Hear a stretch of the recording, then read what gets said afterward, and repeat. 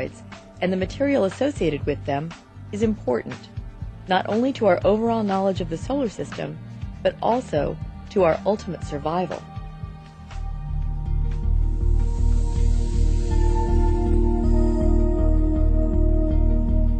Although the heavy bombardment period of our solar system ended about 4 billion years ago, the colliding of space debris and Earth continues today, but on a smaller scale, most often as dust. This space dust gradually sifts down through our atmosphere, and some tiny particles can become the seeds upon which raindrops and snowflakes condense.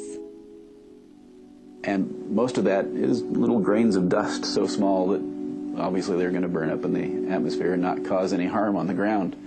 And as you get objects larger in size, of course they get to be brighter meteors, but they hit the Earth less frequently because there's fewer of these larger objects. But this little guy, a football-sized object, would make a really nice fireball in the nighttime sky, but most often it's going to vaporize into dust up in the upper atmosphere. The streaks of light, or shooting stars we see in the nighttime sky, are called meteors. In space, the objects that cause meteors are called meteoroids, and if any pieces reach the ground, they are called meteorites, which are classified by their composition. Stony meteorites are similar to rocks here on Earth, but have a higher level of trace nickel in them. It's that minute amount of nickel that allows geologists to identify their space origins. Those that are solid iron or nickel are called iron meteorites and show unique characteristics that reveal these objects cooled very slowly over a long period of time and hint to how they were formed. Meteorites that are a mixture of both stone and metal are called stony iron meteorites. A cross-section displays the uniqueness of this type of meteorite. These survivors of inner solar system travel give astronomers clues to the history of the solar system. Meteorite compositions are easily explained when viewed as remnants of collisions between differentiated planetesimals. As large, cool planetesimals hit each other, their impacts broke off fragments of the different layers of the bodies involved.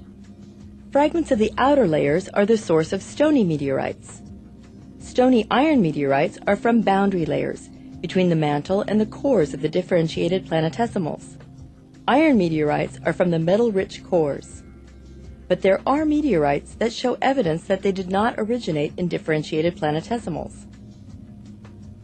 The undifferentiated meteorites are like the sun in their composition.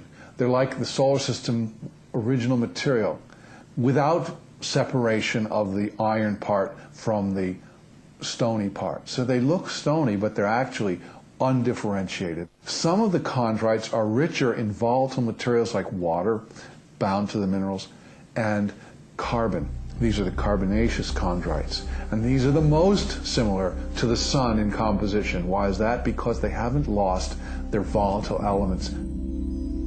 These remnants of the early solar system tell astronomers a lot about the solar nebula. But astronomers are not limited to meteorites on Earth to support their model of the solar nebula. Other types of debris in space offer clues about the early solar system.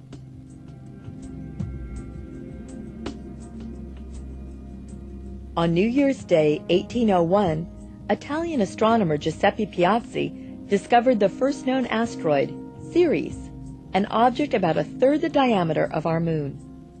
Now, more than 2 centuries later, astronomers have discovered over 100,000 asteroids, mostly lying in a region known as the asteroid belt between the orbits of Mars and Jupiter.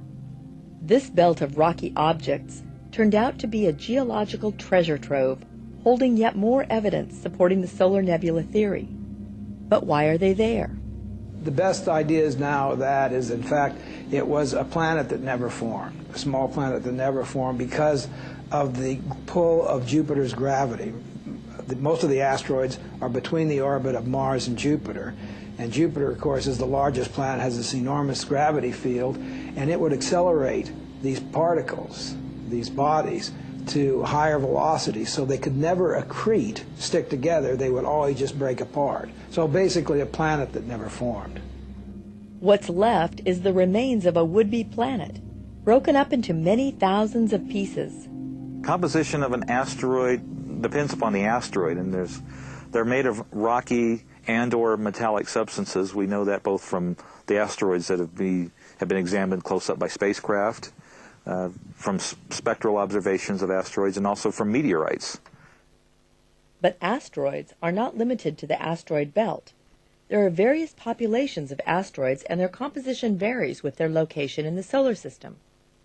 Those in the inner solar system are rockier, and the ones in the outer are icier. The majority of them, at least the majority of the ones that we know about, are in what we call the main belt between the planets Mars and Jupiter. We have asteroids, of course, that come orbit much closer to the Sun. By definition, an asteroid that has its perihelion point, i.e. its closest approach to the Sun, within Earth's orbit is called an Apollo. If they come close to Earth's orbit but don't quite come within Earth's orbit, they're called an Amor asteroid. We have a subclass of the Apollos called the Ottons, those are asteroids that actually have smaller orbits than Earth, although most of them elliptical enough orbits that they spend part of their time inside Earth's orbit, but also some of their time outside Earth's orbit. We now have 2 confirmed cases and a third possible of asteroids that spend all of their time inside Earth's orbit, that never go outside Earth's orbit. Those are hard to detect. Asteroids are composed mainly of rock and metals, and are generally located in the inner solar system. But comets, which are composed mainly of ices, tend to populate the cold regions beyond Jupiter.